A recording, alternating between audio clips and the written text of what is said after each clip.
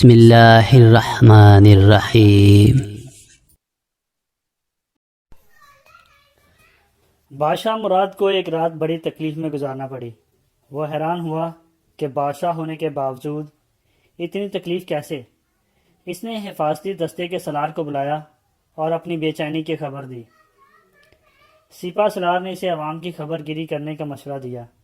چنانچہ دونوں رعایا میں وقت گزارنے کے لیے بھیس بدل کر محل سے نکل پڑے۔ شہر کے کنارے پر ایک شخص کو سڑک پر پڑا پایا۔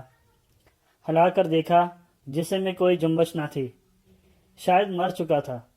بادشاہ نے ارد گرد سے گزرنے والوں کو آوازیں دیں، انہیں بلایا۔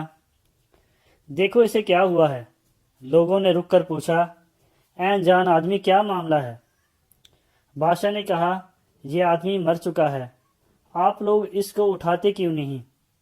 اس کے گھر والے کہاں ہیں اور یہ شخص کون ہے؟ لوگوں نے کہا، اے جان آدمی، یہ کوئی مردہ نہیں ہے، یہ تو نشئی ہے اور بے ہوش پڑا ہے۔ تب بادشاہ نے پوچھا، کیا یہ مسلمان نہیں اور ہے تو پھر شرابی ہونے کے باوجود اسے اس کے گھر پہنچایا جائے۔ پھر بادشاہ نے اسے لوگوں کے ساتھ مل کر اسے اٹھایا اور اس کے گھر پہنچا دیا۔ تب پتہ چلا کہ وہ شخص واقعی مر چکا ہے۔ اس کی بیوی لاش کو دیکھ کر رونے لگی۔ لوگ اسے چھوڑ چھاڑ کر چلے گئے۔ بادشاہ عورت کی آہ و بکا سنتا رہا۔ عورت چیخ چیخ کہہ رہی تھی، میں گواہی دیتی ہوں کہ مرنے والا شوہر نیک آدمی تھا۔ بادشاہ بڑا حیران ہوا اور پوچھے بغیر رہ نہ سکا کہ لوگ میت کو ہاتھ لگانے کو تیار نہ تھے اور تو کہہ رہی ہے کہ یہ نیک آدمی تھا۔ اس کی بیوی نے کہا، مجھے لوگوں سے یہی توقع تھی۔ اصل حقیقت یہ ہے کہ میرا خاوند روز شراب خانے جاتا، جتنی ہو سکے خرید کر لاتا، صحن میں بہا دیتا اور کہتا کہ چلو کچھ لوگوں کے گناہوں کا بوجھ ہلکا ہوا۔